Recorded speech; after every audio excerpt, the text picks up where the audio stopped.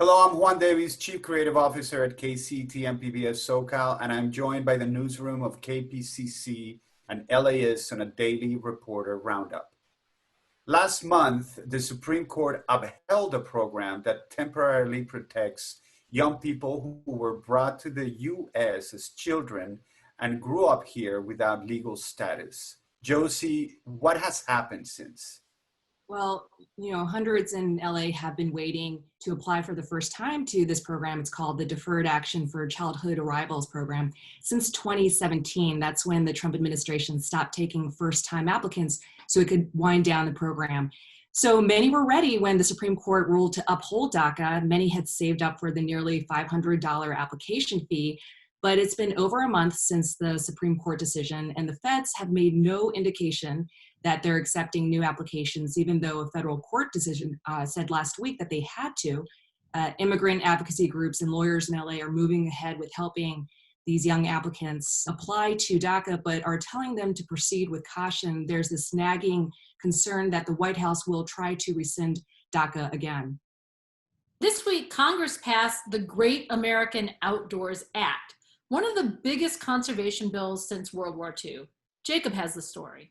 Yeah, it's a big win for conservationists because national parks have been neglected for a long time in the care department. They're running about $12 billion behind in projects that need to be completed. So this will help narrow that gap.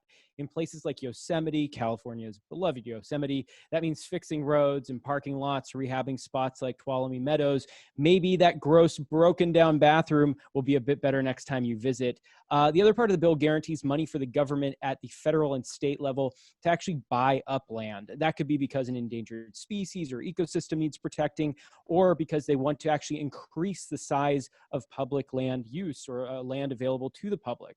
And that could mean more trails opening up in the mountains or even just parks in the middle of our cities. There's been a lot of talk in Hollywood about it needing to change. John has an update on some specific suggestions an actor has about how to get there. Yeah, that's right. Hollywood has been talking a lot lately about inclusion and diversity, but who might actually have some good ideas about how to reach those goals?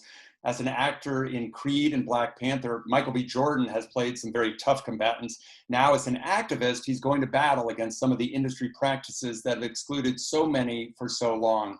Jordan has helped create a list of actions that he believes Hollywood must consider if it's serious about representation and equity. He's calling for dedicated budgets for producing and marketing authentic Black stories. He also wants Hollywood to hire cultural consultants to ensure that portrayals are accurate of Blacks and the issues affecting them.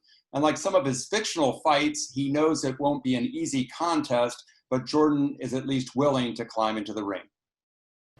Deep in the Mojave Desert, there is a small town with a big name and a crazy history. And I'm really excited to hear about the latest episode of Emily's fascinating podcast, California City, which is near and dear to my heart. Yeah, so this week's episode takes on this question I had really since I first went to California City almost 4 years ago, which was, is the founder of the city a dreamer or is he a con artist?